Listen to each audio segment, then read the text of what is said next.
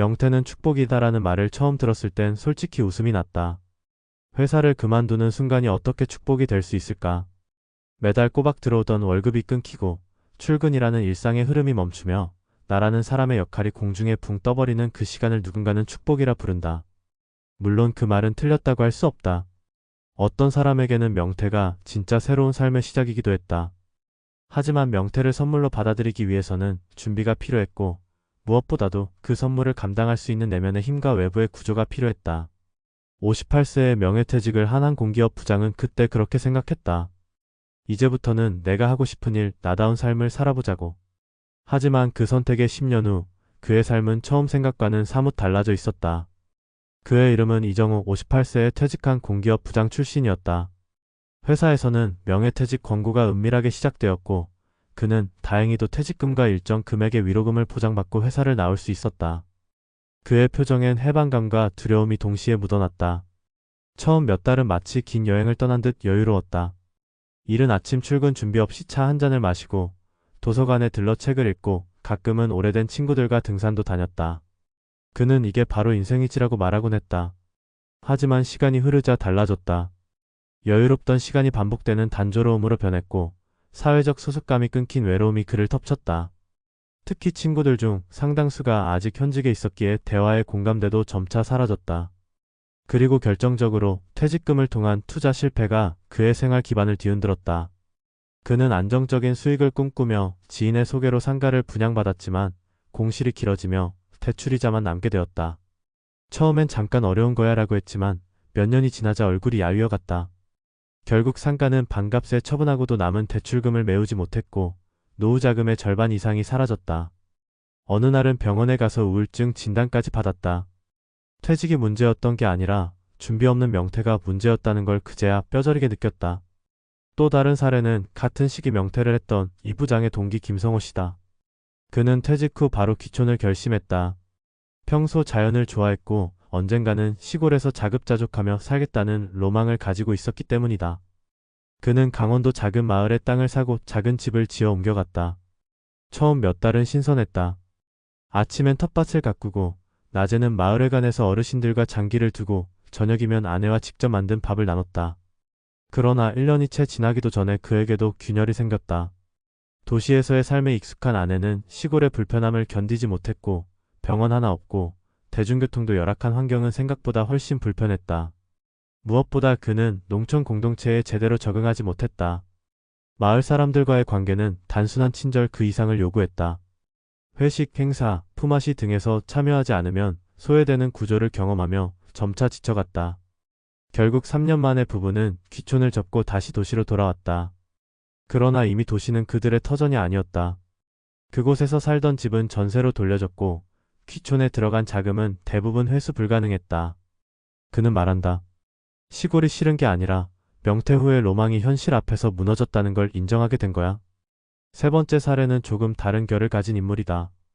박영진 씨, 그는 같은 회사에서 명퇴 권고를 받았지만 끝까지 버티며 61세까지 근무했다.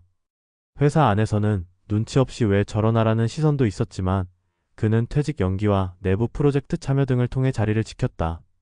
결과적으로 그는 국민연금 수령 시기를 최대한 늦추며 가입 기간을 늘릴 수 있었고 퇴직 시점에서 경제적으로도 훨씬 안정된 기반을 갖출 수 있었다.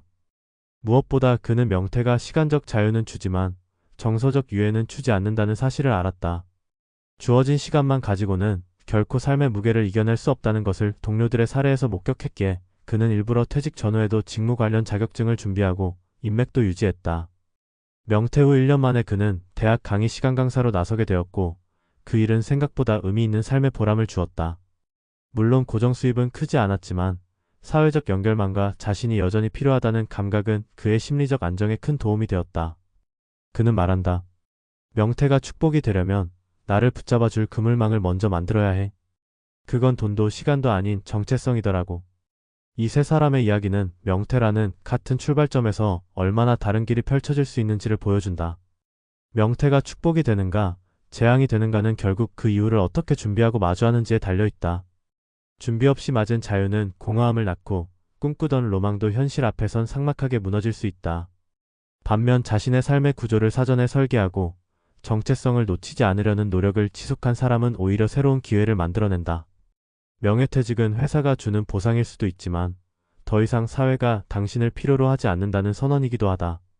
그래서 명퇴 후 진짜 중요한 것은 이제 무엇을 할 것인가가 아니라 이제 누구로 살아갈 것인가라는 질문이다. 그 질문에 대한 답을 미리 준비하지 못한 이들에게 명퇴는 결코 축복이 아니다. 오히려 낯선 세계로 내던져지는 혼돈의 시작일 수 있다. 그리고 그 혼돈은 당신이 이전에 얼마나 능력 있는 사람이었는가와는 아무런 관련이 없다. 명퇴의 진짜 축복은 오직 퇴직 이후에도 스스로를 존엄하게 지킬 수 있는 준비가 되어 있는 사람만이 누릴 수 있는 것이다. 명예퇴직을 앞두고 있거나 이미 퇴직한 이들에게 가장 필요한 것은 단순한 정보나 기술보다 더 본질적인 정신적 준비와 정체성의 재정립이다. 직장이라는 구조 속에서 오랜 시간 한 역할을 수행해온 사람은 퇴직과 동시에 존재의 기반 자체가 흔들릴 수 있다. 오랜 세월 공기업에서 부장으로 살아온 이정우 씨도 바로 그 함정에 빠졌다. 그는 내가 이룬 것들이라는 지난 시간의 자산에 안주했고 그 자산이 앞으로의 삶을 자동으로 지지해줄 것이라는 착각에 빠져 있었다. 그러나 은퇴 후 삶은 과거의 직책이나 성과를 기준으로 움직이지 않는다. 새로운 질서와 감각이 필요하고 무엇보다 스스로를 새롭게 정의할 수 있어야 한다. 퇴직은 어떤 의미에선 인생의 절반을 다시 설계하는 전환점이다. 퇴직을 앞두고 사람들은 대개 재무적 준비에 집중한다. 퇴직금 운용, 국민연금 수령 시기, 자산 포트폴리오 재구성 등이 그것이다. 물론 중요하다. 하지만 그것만으로는 충분하지 않다. 돈은 삶을 가능하게 하는 수단이지 목적이 아니다. 삶의 방향을 잃은 채 재무만 챙기는 것은 마치 나침반 없는 항해와 똑같다. 특히 남성 퇴직자들의 경우 사회적 역할과 정체성이 깊이 결합되어 있는 경우가 많기 때문에 나는 더 이상 누구의 부장이 아니냐라는 사실을 받아들이는데 긴 시간이 필요하다. 이 시기를 무사히 건너기 위해선 반드시 새로운 역할을 찾아야 한다. 그것이 봉사든 학습이든 소규모 창업이든 혹은 단순한 일상의 루틴이든 간에 나를 다시 살아있게 만드는 무언가가 있어야 한다. 앞서 사례로 언급된 박영진 씨는 퇴직 전부터 이러한 문제의식을 갖고 있었다. 그는 나의 퇴직은 끝이 아니라 연결이라는 생각으로 삶을 준비했고 퇴직 이후 대학 강의로 자연스럽게 연결되는 흐름을 만들었다. 여기서 중요한 것은 지금 당장 수익이 되는 일이 아니라 나의 경험과 존재가 여전히 사회에 의미 있게 쓰일 수 있다는 감각을 유지하는 것이다. 이는 돈 이상의 가치를 만든다. 실제로 여러 연구에서도 명퇴 이후 삶의 만족도를 높이는 요인 중 하나로 사회적 기여, 즉 의미 있는 활동이 큰 비중을 차지한다는 결과가 꾸준히 나타난다. 반면 귀촌과 같은 급격한 전환을 선택한 이들이 경험하는 좌절의 공통점은 대개 현실 검증 부족이다. 김성호 씨의 사례처럼 막연한 로망과 실제 생활은 다르다. 특히 귀촌이나 창업처럼 삶의 구조를 근본적으로 바꾸는 선택은 수익 모델, 지역 사회와의 관계, 동반자의 적응 여부까지 모두 고려해야 한다. 단순히 환경을 바꾼다고 삶이 바뀌는 것은 아니다. 환경은 삶을 뒷받침해주는 요소일 뿐, 그 안에서 살아갈 나의 태도와 준비가 훨씬 더 중요하다. 무엇보다 중요한 것은 관계다. 퇴직 후 가장 크게 무너지는 축이 사람과의 연결이다. 회사라는 구조는 생각보다 촘촘한 인간관계망을 제공해준다. 그 안에서 우리는 협업하고 소통하며 자극을 주고받는다. 하지만 퇴직 후에는 그런 관계가 단절되고 자신도 모르게 고립되기 시작한다. 이 고립은 단지 외로움이라는 감정의 문제가 아니다. 삶의 의욕, 나를 움직이는 동기 자체를 무너뜨릴 수 있는 매우 현실적인 위기다. 따라서 퇴직 후의 삶을 준비할 때는 관계를 어떻게 유지할 것인지 혹은 어떤 새로운 관계를 만들 것인지까지 고려해야 한다. 이는 가족과의 관계 회복, 친구들과의 정기적인 만남, 지역사회 활동 참여, 온라인 커뮤니티 참여 등 다양한 방식으로 가능하다. 하지만 어떤 방식이든 핵심은 지속적인 교류다. 일회성이 아니라 일상의 일부가 되어야 한다. 실제로 명퇴 이후 우울증이나 건강 악화를 호소하는 이들의 공통적인 특징은 고립과 단절이다.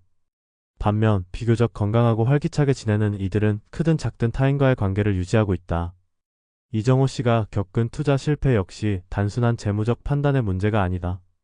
그는 퇴직 후 현실에서의 자리를 잃은 상태에서 무언가 성과를 증명하고 싶은 심리적 보상 심리에 빠져들었다. 자신의 존재 가치를 다시금 입증하고 싶은 그 욕망이 무리한 투자로 연결된 것이다. 이는 퇴직자들에게 자주 발생하는 심리적 패턴 중 하나다. 무언가를 이뤄야 한다는 강박, 예전의 자신을 유지하고 싶다는 갈망이 합리적인 판단을 흐리게 만든다.